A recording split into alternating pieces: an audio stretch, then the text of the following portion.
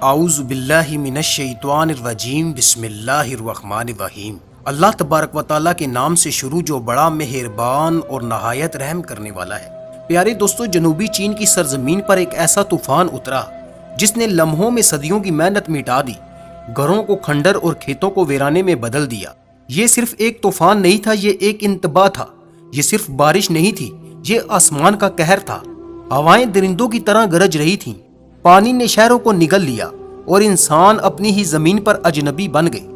جنوبی چین کے آسمان پر اچانک سیاہی چھا گئی، ہوا بھاری ہو گئی اور فضا ایک آنے والے ہولناک طوفان کی گواہی دینے لگی۔ تائیشان کی سرزمین پر پہلی بوند گویا پتھر کی طرح گری اور لمحوں میں یہ بارش ایک بے رحم پردے میں بدل گئی۔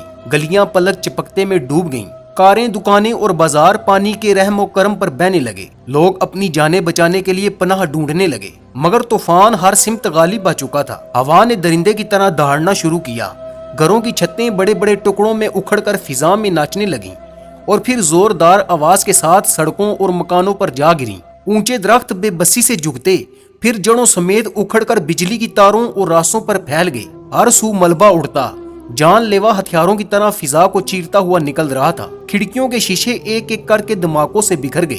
گھروں کے اندر خاندان اپنے بچوں کو کمبلوں میں چھپا کر کونوں میں دبک گئے۔ دیواریں لرزتی رہیں، گرج چمک مسلسل گونجتی رہی اور ہر بجلی کی کوند لمحہ بھر کے لیے باہر کے خوفناک مناظر اشکار کرتی۔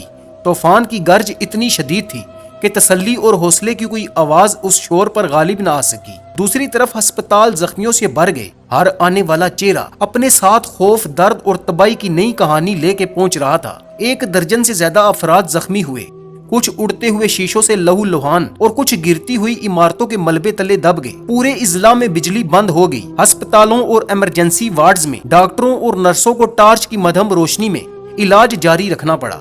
ایمبولینس ڈوبی ہوئی گلیوں میں راستہ بنانے کی کوشش کرتی رہیں، مگر پانی کا بے رحم بہاؤ انہیں دھکیلتا رہا۔ ملبہ خوفناک رفتار سے بہتا ہوا ساتھ ساتھ آ رہا تھا۔ حکام نے انخلا کی اپیل کی تھی، لیکن طوفان اتنی تیزی سے آیا کہ کوئی سنبھل نہ سکا۔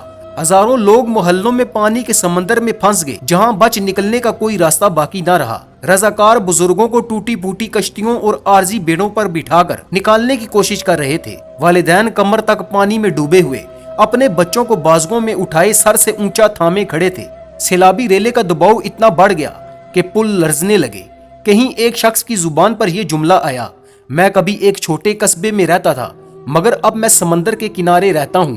پہاڑ صاف ہیں، پانی شفاف ہے اور سمندر بے انتہا وسیع ہے۔ جیانگ میں منظر اور بھی ہولناک ہو گیا۔ بازار اور دکانیں مکمل طور پر پانی میں دفن ہو گئیں، بجلی کے کھمبے خطرناک حد تک جھک گئے اور بارش کے اندھیرے میں چنگاریاں چھوڑتے ہوئے موت کا پیغام بنے کھڑے تھے۔ سکول ہنگامی پناہ گاہوں میں بدل گئے، جہاں خوف زدہ خاندان ہجوم کی صورت میں جمع تھے اور جو کچھ بچا سکتے تھے اسے سختی سے تھامے ہوئے تھے۔ سوشل میڈیا پر ٹوٹے ہوئے گھروں کی تصاویر اور مدد کی پکاریں اسی تیزی سے پھیل رہی تھیں جس تیزی سے طوفان بڑھ رہا تھا۔ طوفان اندرون ملک کی طرف بڑھا اور گوانگشی کو نہ ختم ہونے والی بارش سے کچل دیا۔ دریا پھول گئے، یہاں تک کہ کنارے توڑ کر شہروں اور دیہاتوں پر بے رحمی سے چھا گئے۔ کسان بے بسی سے دیکھتے رہے کہ کھیت کیسے تیز بہاؤ میں غائب ہو گئے۔ مہینوں کی محنت چند گھنٹوں میں مٹ گئی۔ مویشی ٹوٹے ہوئے باڑوں میں ڈوب گئے، ان کی چیخیں سیلاب نے نگل لیں۔ ان لوگوں کے لیے جو اندر پھنسے ہوئے تھے، ہر منٹ صدیوں کی طرح محسوس ہو رہا تھا۔ خاندان سیڑھیوں کے نیچے اور دروازوں کے پیچھے چھپے ہوئے تھے، مگر لکڑی اور کنکریٹ بھی کچھ روک نہ سکے۔ پورے محلے اندھیرے میں ڈوب گئے۔ جب بجلی کے نظام ناکام ہو گئے اور صرف بجلی کی چمک ہی تباہی کو ظاہر کر رہی تھی، ہر کوندتی روشنی ایک بکھرتی ہوئی دنیا کے ٹکڑے دکھا رہی تھی۔ جب بالآخر طوفان کمزور پڑنے لگا تو اس کے نتائج دنگ کر دینے والے تھے۔ تائیشان اور جیانگ مین کھنڈرات میں بدل گئے، ان کی گلیاں ملبے اور گاڑے کیچڑ کے نیچے دفن تھیں۔ وضوح شہر سیلاب کے ان زخموں سے بڑا کھڑا تھا جنہوں نے پورے بلاکس پر مشتمل گھروں اور کاروباروں کو نگل لیا تھا۔ جو کبھی سڑکیں تھیں وہ اب خاموشی اور ملبے کی ندیاں بن گئی تھیں۔ بچ جانے والے لوگ آہستہ آہستہ اپنے ٹھکانوں سے نکلے، مگر ان کے قدم ایسے مناظر پر پڑے جنہیں وہ پہچان نہیں نہ سکے۔ بچے اپنے ٹوٹے پھوٹے گھروں کو دیکھ کر سسکیاں بھرنے لگے، جبکہ بزرگ گہری خاموشی میں کھڑے رہے، ان کھیتوں کو تکتے ہوئے جو کبھی ان کے رزق کا سہارا تھے لیکن اب ویرانے میں بدل گئے تھے۔ ریسکیو ٹیمیں رات کی تاریکی کو چیرتی ہوئی کام کرتی رہیں، ہر لمحہ ان چہروں کو ڈھونڈنے میں لگائے جو ابھی تک لاپتہ تھے۔ اس طوفان کی ہولناکی کسی درجہ بندی میں نہیں سمائی. اس نے جو قوت آشکار کی وہ سب سے تباہ کن طوفانوں کے برابر تھی. اس نے زمین کو رون ڈالا، زندگیوں کو چیر ڈالا اور وہ زخم دے گیا جو برسوں تک تازہ رہیں گے. جنوبی چین کے لیے یہ صرف ایک طوفان نہ تھا، یہ آنے والے دنوں کی ایک خوفناک تنبیہ تھی.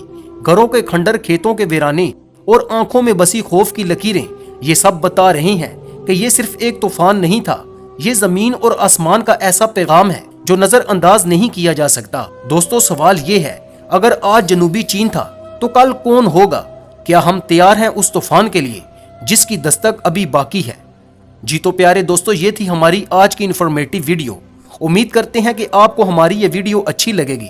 پیارے دوستو، اس انفارمیٹیو ویڈیو کو اپنے دوستوں کے ساتھ ضرور شیئر کیجیے گا اور ہمارے چینل کو بھی سبسکرائب کر لیجیے گا.